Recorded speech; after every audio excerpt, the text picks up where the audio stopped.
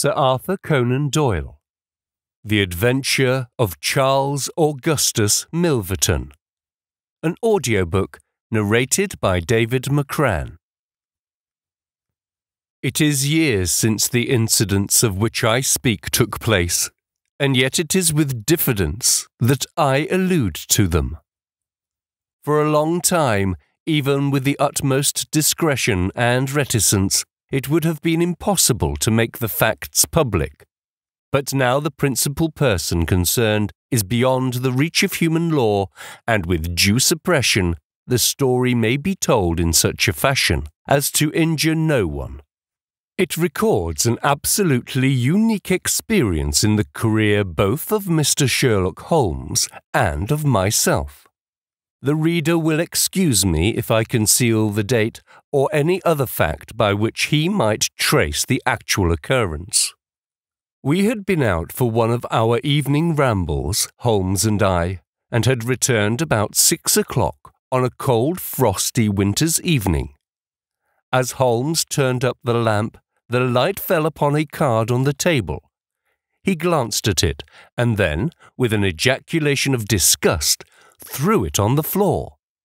I picked it up and read, Charles Augustus Milverton, Appledore Towers, Hampstead, Agent.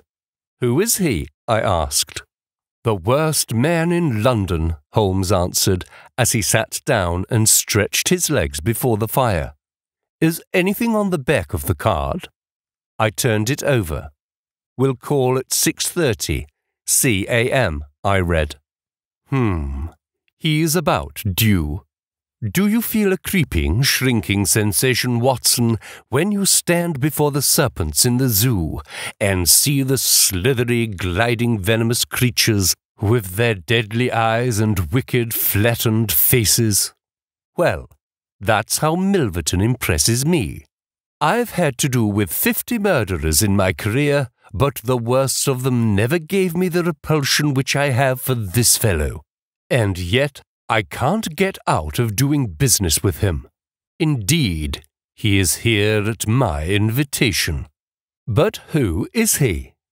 I'll tell you, Watson, he is the king of all the blackmailers. Heaven help the man, and still more the woman, whose secret and reputation come into the power of Milverton. With a smiling face and a heart of marble, he will squeeze and squeeze until he has drained them dry. The fellow is a genius in his way, and would have made his mark in some more savoury trade. His method is as follows. He allows it to be known that he is prepared to pay very high sums for letters which compromise people of wealth and position. He receives these wares not only from treacherous valets or maids, but frequently from genteel ruffians who have gained the confidence and affection of trusting women. He deals with no niggard hand. I happen to know that he paid £700 to a footman for a note 2 lines in length, and that the ruin of a noble family was the result. Everything which is in the market goes to Milverton, and there are hundreds in this great city who turn white at his name. No one knows where his grip may fall, for he is far too rich and far too cunning to work from hand to mouth. He will hold a card back for years in order to play it at the moment when the stake is best worth winning. I have said that he is the worst man in London, and I would ask you, how could one compare the ruffian who in hot blood bludgeons his mate with this man, who methodically and at his leisure tortures the soul and wrings the nerves in order to add to his already swollen money-bags? I had seldom heard my friend speak with such intensity of feeling. But surely, said I, the fellow must be within the grasp of the law. Technically, no doubt, but practically not.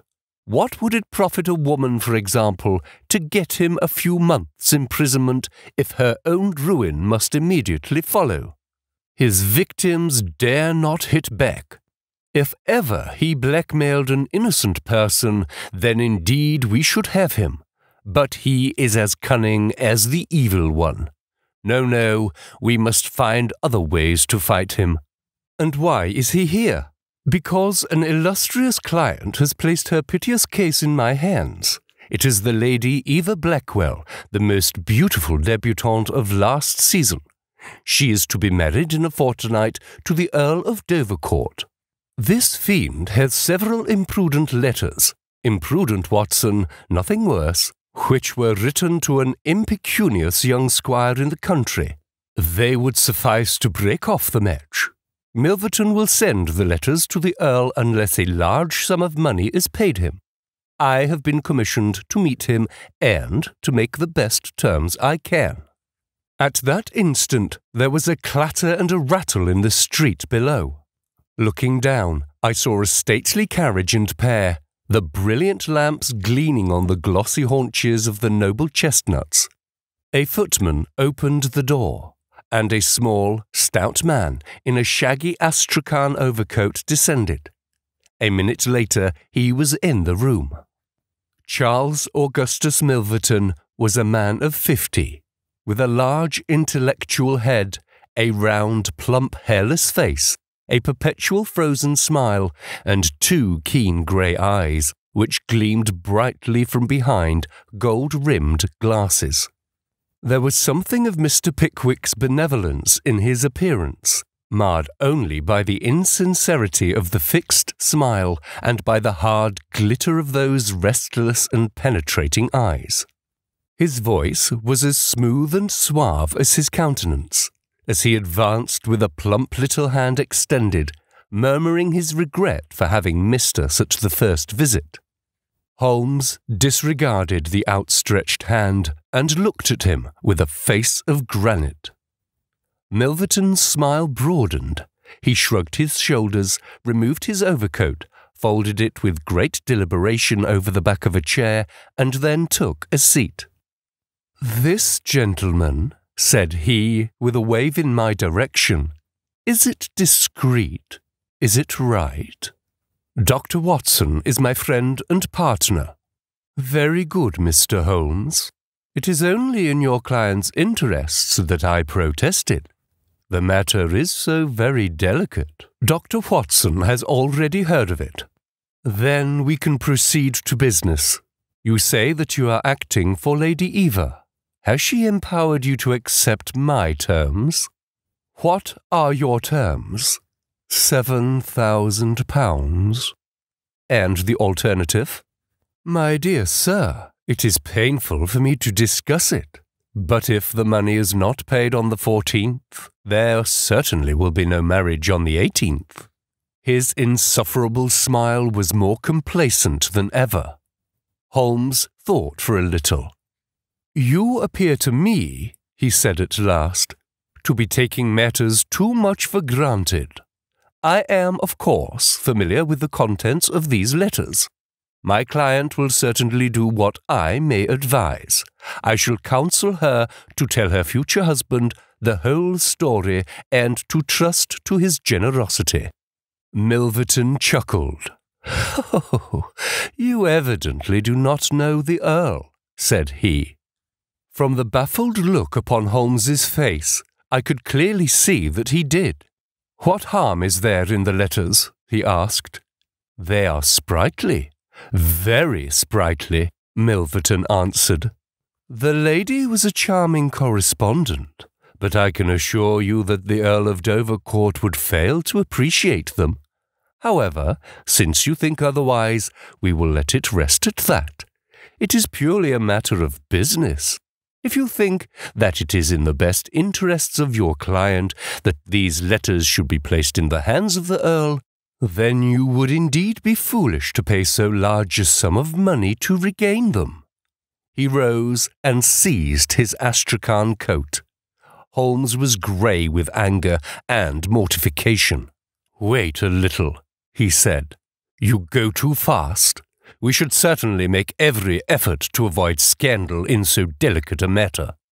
Milverton relapsed into his chair. I was sure that you would see it in that light, he purred. At the same time, Holmes continued, Lady Eva is not a wealthy woman. I assure you that £2,000 would be a drain upon her resources, and that the sum you name is utterly beyond her power. I beg, therefore, that you will moderate your demands, and that you will return the letters at the price I indicate, which is, I assure you, the highest that you can get. Milverton's smile broadened, and his eyes twinkled humorously. I am aware what you say is true about the lady's resources, said he. At the same time, you must admit that the occasion of a lady's marriage is a very suitable time for her friends and relatives to make some little effort upon her behalf. They may hesitate as to an acceptable wedding present. Let me assure them that this little bundle of letters would give more joy than all the candelabra and butter dishes in London. It is impossible, said Holmes. Dear me, how unfortunate, cried Milverton, taking out a bulky pocketbook. I cannot help thinking that ladies are ill-advised in not making an effort. Look at this. He held up a little note with a coat of arms upon the envelope. That belongs to, well, perhaps it is hardly fair to tell the name until tomorrow morning, but at that time it will be in the hands of the lady's husband, and all because she will not find a beggarly sum which she could get by turning her diamonds into paste. It is such a pity. Now, you remember the sudden end of the engagement between the Honourable Miss Miles and Colonel Dorking? Only 2 days before the wedding, there was a paragraph in the Morning Post to say that it was all off. And why? It is almost incredible, but the absurd sum of £1,200 would have settled the whole question. Is it not pitiful? And here I find you, a man of sense, boggling about terms when your client's future and honour are at stake. You surprise me, Mr. Holmes. What I say is true, Holmes answered. The money cannot be found. Surely it is better for you to take the substantial sum which I offer than to ruin this woman's career, which can profit you in no way. There you make a mistake, Mr. Holmes. An exposure would profit me indirectly to a considerable extent. I have 8 or 10 similar cases maturing. If it was circulated among them that I had made a severe example of the Lady Eva, I should find all of them much more open to reason. You see my point? Holmes sprang from his chair. Get behind him, Watson. Don't let him out. Now, sir, let us see the contents of that notebook. Milverton had glided as quick as a rat to the side of the room and stood with his back against the wall. Mr. Holmes, he said, turning the front of his coat and exhibiting the butt of a large revolver which projected from the inside pocket. I have been expecting you to do something original. This has been done so often, and what good has ever come from it? I assure you that I am armed to the teeth, and I am perfectly prepared to use my weapons, knowing that the law will support me. Besides, your supposition that I would bring the letters here in a notebook is entirely mistaken. I would do nothing so foolish. And now, gentlemen, I have 1 or 2 little interviews this evening, and it is a long drive to Hampstead. He stepped forward, took up his coat, laid his hand on his revolver, and turned to the door. I picked up a chair, but Holmes shook his head, and I laid it down again. With a bow, a smile, and a twinkle, Milverton was out of the room, and a few moments after we heard the slam of the carriage door and the rattle of the wheels as he drove away. Holmes sat motionless by the fire, his hands buried deep in his trouser pockets, his chin sunk upon his breast, his eyes fixed upon the glowing embers. For half an hour he was silent and still. Then, with the gesture of a man who has taken his decision, he sprang to his feet and passed into his bedroom. A little later, a rakish young workman, with a goatee beard and a swagger, lit his clay pipe at the lamp before descending into the street. "I'll be back some time, Watson," said he, and vanished into the night. I understood that he had opened his campaign against Charles Augustus Milverton, but I little dreamed that the strange shape which that campaign was destined to take. For some days, Holmes came and went at all hours in this attire, but beyond a remark that his time was spent at Hampstead, and that it was not wasted, I knew nothing of what he was doing. At last, however, on a wild, tempestuous evening, when the wind screamed and rattled against the windows, he returned from his last expedition, and having removed his disguise, he sat before the fire and laughed heartily in his silent inward fashion. "You would not call me a marrying man, Watson?" "No, indeed. You'll be interested to hear that I'm engaged." "My dear fellow, I congratulate to Milverton's housemaid." "Good heavens, Holmes!" "I wanted information, Watson." "Surely you have gone too far." "It was a most necessary step. I am a plumber with a rising business, Escott by name. I have walked out with her each evening, and I have talked with her. Good heavens, those talks! However, I have got all I wanted. I know Milverton's house as I know the palm of my hand." "But the girl, Holmes!" He shrugged his shoulders. "You can't help it, my dear Watson. You must play your cards as best you can when such a stake is on the table. However, I rejoice to say that I have a hated rival, who will certainly cut me out the instant that my back is turned. What a splendid night it is! You like this weather? It suits my purpose. Watson, I mean to burgle Milverton's house tonight." I had a catching of the breath, and my skin went cold at the words, which were slowly uttered in a tone of concentrated resolution. As a flash of lightning in the night shows up in an instant every detail of a wild landscape, so at one glance I seemed to see every possible result of such an action.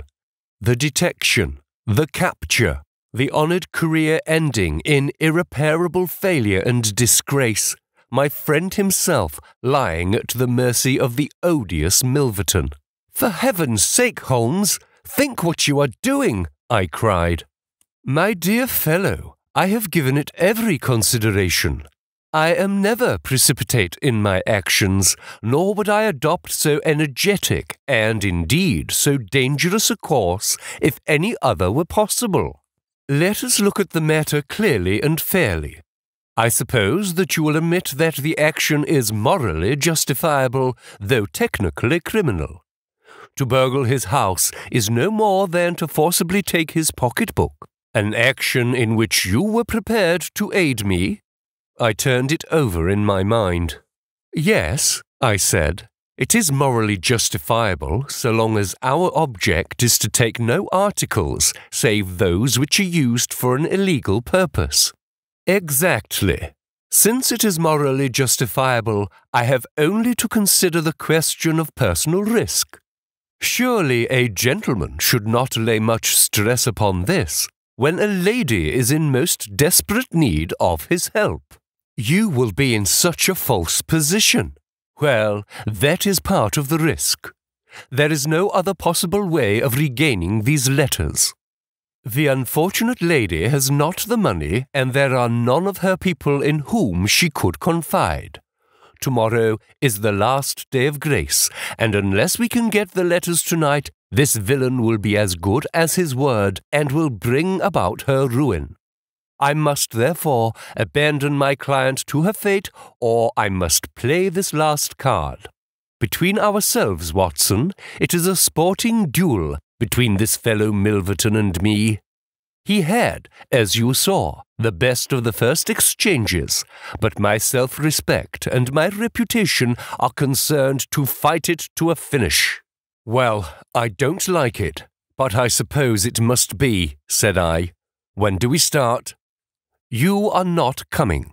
"Then you are not going," said I. "I give you my word of honour, I never broke it in my life, that I will take a cab straight to the police station and give you away unless you let me share this adventure with you." "You can't help me." "How do you know that? You can't tell what may happen." "Anyway, my resolution is taken. Other people besides you have self-respect and even reputations."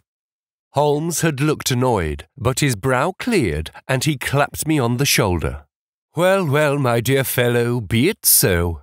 We have shared this same room for some years, and it would be amusing if we ended by sharing the same cell. You know, Watson, I don't mind confessing to you that I have always had an idea that I would have made a highly efficient criminal. This is the chance of my lifetime in that direction. See here." He took a neat little leather case out of a drawer, and opening it, he exhibited a number of shining instruments. "This is a first-class, up-to-date burgling kit, with nickel-plated jemmy, diamond-tipped glass cutter, adaptable keys, and every modern improvement which the march of civilization demands. Here, too, is my dark lantern. Everything is in order. Have you a pair of silent shoes?" "I have rubber-soled tennis shoes." "Excellent. And a mask?" "I can make a couple out of black silk. I can see that you have a strong natural turn for this sort of thing." "Very good. Do you make the masks? We shall have some cold supper before we start. It is 9:30.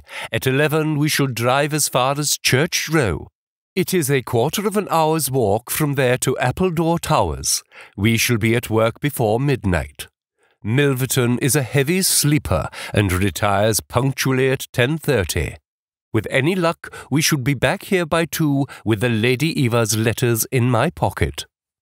Holmes and I put on our dress clothes so that we might appear to be 2 theatre-goers homeward bound. In Oxford Street, we picked up a hansom and drove to an address in Hampstead. Here we paid off our cab, and with our greatcoats buttoned up, for it was bitterly cold, and the wind seemed to blow through us, we walked along the edge of the heath. "It's a business that needs delicate treatment," said Holmes. "These documents are contained in a safe in the fellow's study, and the study is the anteroom of his bedchamber. On the other hand, like all these stout little men who do themselves well, he is a plethoric sleeper. Agatha, that's my fiancée, says it is a joke in the servants' hall that it is impossible to wake the master. He has a secretary who is devoted to his interests and never budges from the study all day.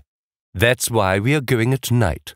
Then he has a beast of a dog which roams the garden. I met Agatha late the last 2 evenings, and she locks the brute up so as to give me a clear run. This is the house, the big one in its own grounds. Through the gate, now to the right among the laurels. We might put on our masks here, I think. You see, there is not a glimmer of light in any of the windows, and everything is working splendidly. With our black silk face coverings, which turned us into 2 of the most truculent figures in London, we stole up to the silent, gloomy house. A sort of tiled veranda extended along one side of it, lined by several windows and 2 doors. "That's his bedroom," Holmes whispered. "This door opens straight into the study. It would suit us best, but it is bolted as well as locked, and we should make too much noise getting in. Come round here. There's a greenhouse which opens into the drawing-room." The place was locked, but Holmes removed a circle of glass and turned the key from the inside. An instant afterwards, he had closed the door behind us, and we had become felons in the eyes of the law. The thick, warm air of the conservatory and the rich, choking fragrance of exotic plants took us by the throat. He seized my hand in the darkness and led me swiftly past banks of shrubs which brushed against our faces. Holmes had remarkable powers, carefully cultivated, of seeing in the dark. Still holding my hand in one of his, he opened a door, and I was vaguely conscious that we had entered a large room in which a cigar had been smoked not long before. He felt his way among the furniture, opened another door, and closed it behind us. Putting out my hand, I felt several coats hanging from the wall, and I understood that I was in a passage. We passed along it, and Holmes very gently opened a door upon the right-hand side. Something rushed out at us, and my heart sprang into my mouth, but I could have laughed when I realized that it was the cat. A fire was burning in this new room, and again the air was heavy with tobacco smoke. Holmes entered on tiptoe, waited for me to follow, and then very gently closed the door. We were in Milverton's study, and a portière at the farther side showed the entrance to his bedroom. It was a good fire, and the room was illuminated by it. Near the door, I saw the gleam of an electric switch, but it was unnecessary, even if it had been safe to turn it on. At one side of the fireplace was a heavy curtain which covered the bay window we had seen from outside. On the other side was the door which communicated with the veranda. A desk stood in the centre, with a turning chair of shining red leather. Opposite was a large bookcase with a marble bust of Athena on the top. In the corner, between the bookcase and the wall, there stood a tall green safe, the firelight flashing back from the polished brass knobs upon its face. Holmes stole across and looked at it. Then he crept to the door of the bedroom and stood with a slanting head, listening intently. No sound came from within. Meanwhile, it had struck me that it would be wise to secure our retreat through the outer door, so I examined it. To my amazement, it was neither locked nor bolted. I touched Holmes on the arm, and he turned his masked face in that direction. I saw him start, and he was evidently as surprised as I. "I don't like it," he whispered, putting his lips to my very ear. "I can't quite make it out. Anyhow, we have no time to lose. Can I do anything?" "Yes, stand by the door. If you hear anyone come, bolt it on the inside, and we can get away as we came. If they come the other way, we can get through the door if our job is done, or hide behind these window curtains if it is not. Do you understand?" I nodded and stood by the door. My first feeling of fear had passed away, and I thrilled now with a keener zest than I had ever enjoyed when we were the defenders of the law instead of its defiers.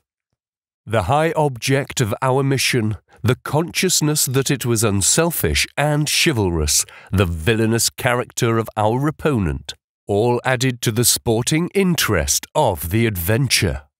Far from feeling guilty, I rejoiced and exulted in our dangers. With a glow of admiration, I watched Holmes unrolling his case of instruments and choosing his tool with the calm scientific accuracy of a surgeon who performs a delicate operation.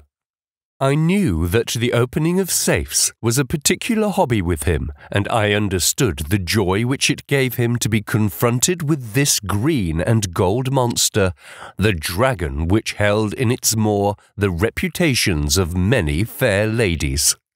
Turning up the cuffs of his dress coat, he had placed his overcoat on a chair.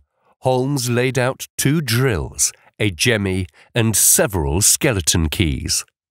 I stood at the centre door with my eyes glancing at each of the others, ready for any emergency, though, indeed, my plans were somewhat vague as to what I should do if we were interrupted. For half an hour, Holmes worked with concentrated energy, laying down one tool, picking up another, handling each with the strength and delicacy of the trained mechanic. Finally, I heard a click. The broad green door swung open, and inside I had a glimpse of a number of paper packets, each tied, sealed, and inscribed. Holmes picked one out, but it was as hard to read by the flickering fire, and he drew out his little dark lantern, for it was too dangerous with Milverton in the next room to switch on the electric light. Suddenly I saw him halt, listen intently, and then in an instant he had swung the door of the safe to, picked up his coat, stuffed his tools into the pockets, and darted behind the window curtain, motioning me to do the same. It was only when I had joined him there that I heard what had alarmed his quicker senses. There was a noise somewhere within the house. A door slammed in the distance. Then a confused, dull murmur broke itself into the measured thud of heavy footsteps rapidly approaching. They were in the passage outside the room. They paused at the door. The door opened. There was a sharp snick as the electric light was turned on. The door closed once more, and the pungent reek of a strong cigar was borne to our nostrils. Then the footsteps continued backward and forward, within a few yards of us. Finally, there was a creak from a chair, and the footsteps ceased. Then they clicked in a lock, and I heard the rustle of papers. So far, I had dared not to look out, but now I gently parted the divisions of the curtains in front of me and peeped through. From the pressure of Holmes's shoulder against mine, I knew that he was sharing my observations. Right in front of us, and almost within our reach, was the broad, rounded back of Milverton. It was evident that we had entirely miscalculated his movements, that he had never been to his bedroom, but that he had been sitting up in some smoking or billiard room in the farther wing of the house, the windows of which we had not seen. His broad, grizzled head, with its shining patch of baldness, was in the immediate foreground of our vision. He was leaning far back in the red leather chair, his legs outstretched, a long black cigar projecting at an angle from his mouth. He wore a semi-military smoking jacket, claret-coloured, with a black velvet collar. In his hand he held a long legal document which he was reading in an indolent fashion, blowing rings of tobacco smoke from his lips as he did so. There was no promise of a speedy departure in his composed bearing and his comfortable attitude. I felt Holmes's hand steal into mine and give me a reassuring shake, as if to say that the situation was within his powers and that he was easy in his mind. I was not sure whether he had seen what was only too obvious from my position, that the door of the safe was imperfectly closed, and that Milverton might at any moment observe it. In my own mind, I had determined that if I were sure, from the rigidity of his gaze, that it had caught his eye, I would at once spring out, throw my greatcoat over his head, pinion him, and leave the rest to Holmes. But Milverton never looked up. He was languidly interested by the papers in his hand, and page after page was turned as he followed the argument of the lawyer. At least, I thought, when he has finished the document and the cigar, he will go to his room. But before he had reached the end of either, there came a remarkable development which turned our thoughts into quite another channel. Several times I had observed that Milverton looked at his watch, and once he had risen and sat down again with a gesture of impatience. The idea, however, that he might have an appointment at so strange an hour never occurred to me until a faint sound reached my ears from the veranda outside. Milverton dropped his papers and sat rigid in his chair. The sound was repeated, and then there came a gentle tap at the door. Milverton rose and opened it. "Well," said he curtly, "you are nearly half an hour late." So this was the explanation of the unlocked door and of the nocturnal vigil of Milverton. There was a gentle rustle of a woman's dress. I had closed the slit between the curtains as Milverton's face had turned in our direction, but now I ventured very carefully to open it once more.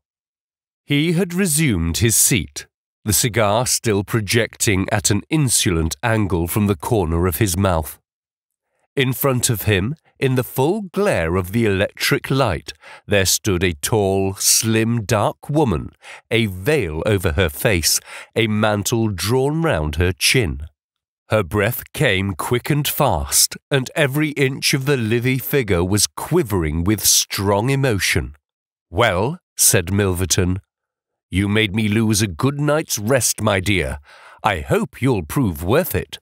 You couldn't come any other time, eh?" The woman shook her head. "Well, if you couldn't, you couldn't.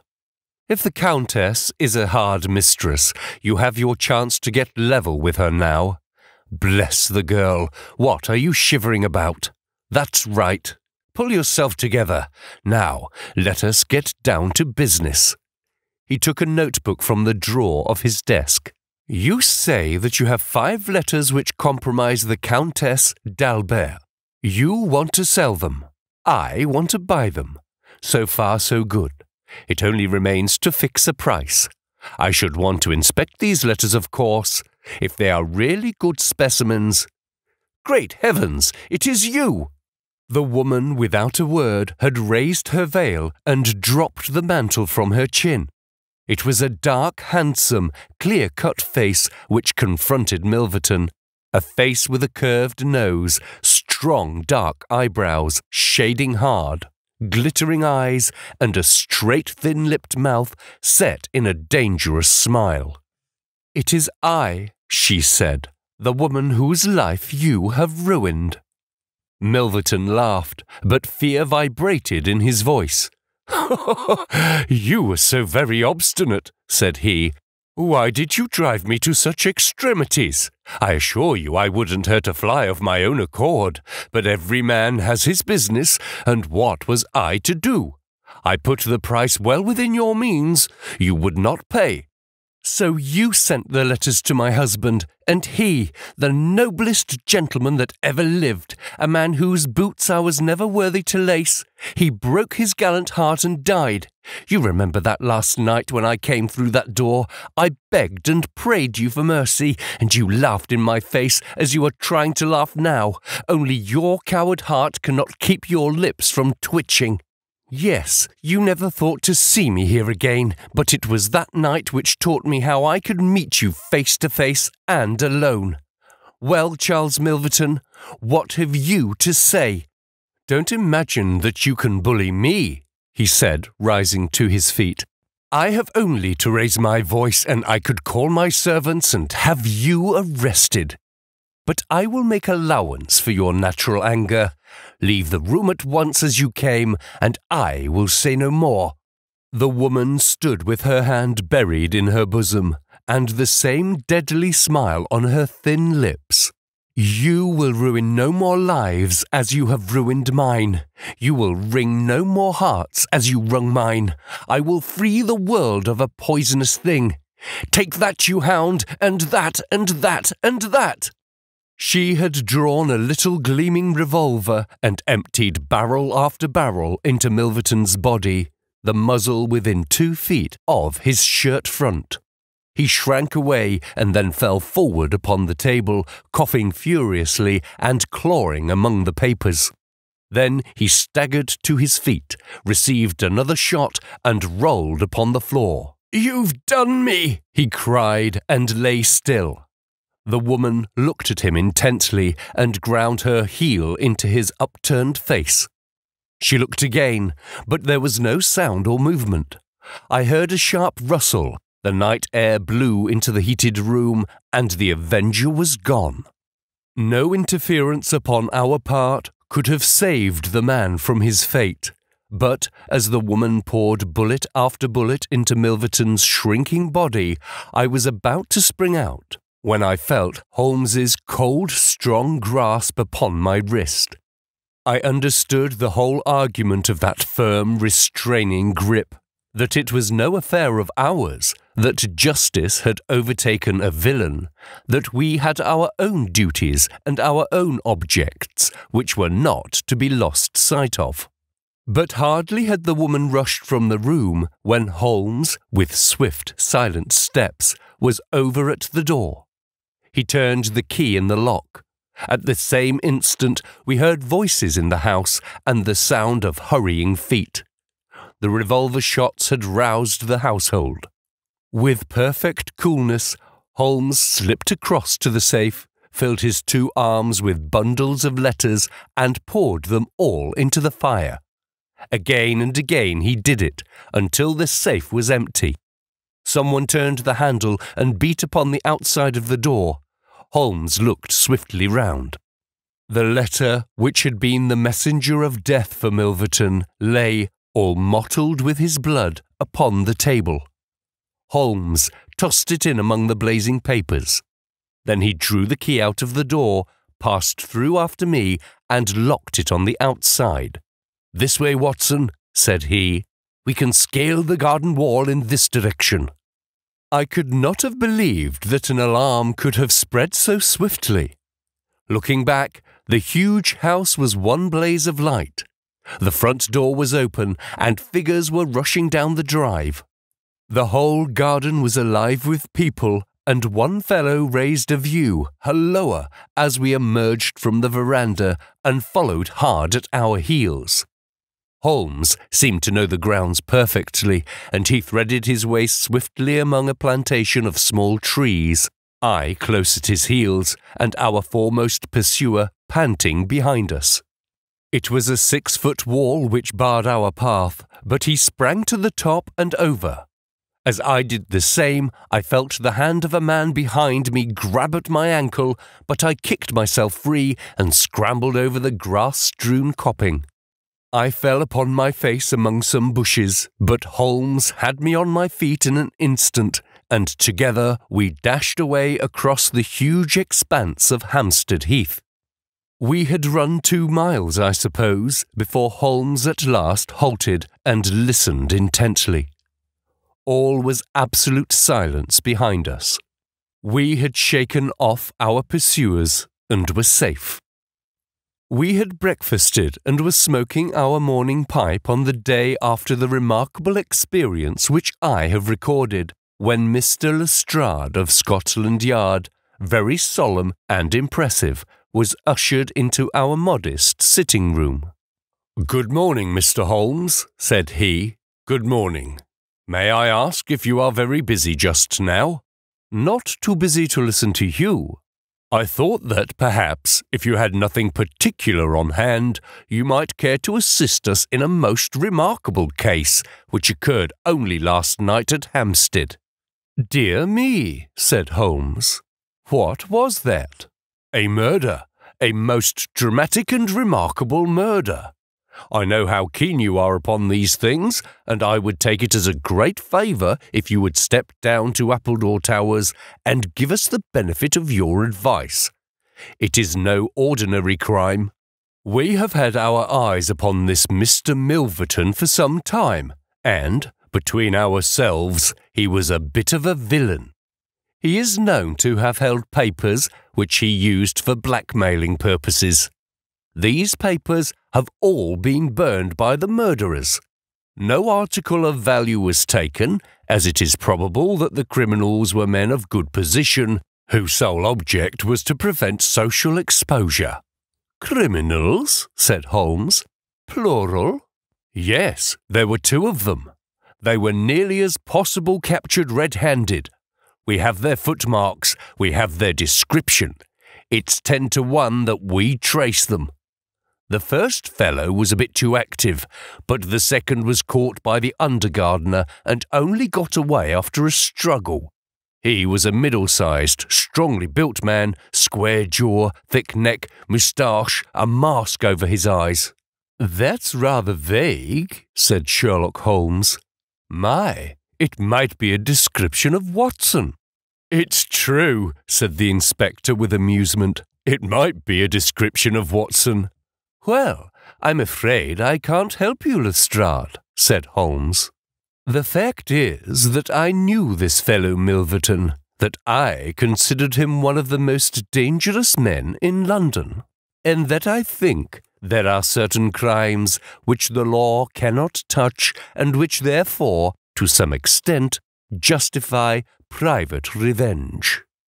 No, it's no use arguing. I have made up my mind. My sympathies are with the criminals rather than with the victim, and I will not handle this case." Holmes had not said one word to me about the tragedy which we had witnessed, but I observed all the morning that he was in his most thoughtful mood, and he gave me the impression, from his vacant eyes and his abstracted manner, of a man who is striving to recall something to his memory. We were in the middle of our lunch when he suddenly sprang to his feet. "By Jove, Watson, I've got it!" he cried. "Take your hat, come with me." He hurried at his top speed down Baker Street and along Oxford Street until we had almost reached Regent Circus. Here on the left hand there stands a shop window filled with photographs of the celebrities and beauties of the day. Holmes's eyes fixed themselves upon one of them, and following his gaze, I saw the picture of a regal and stately lady in court dress, with a high diamond tiara upon her noble head. I looked at that delicately curved nose, at the marked eyebrows, at the straight mouth, and the strong little chin beneath it. Then I caught my breath as I read the time-honoured title of the great nobleman and statesman whose wife she had been. My eyes met with those of Holmes, and he put his finger to his lips as we turned away from the window.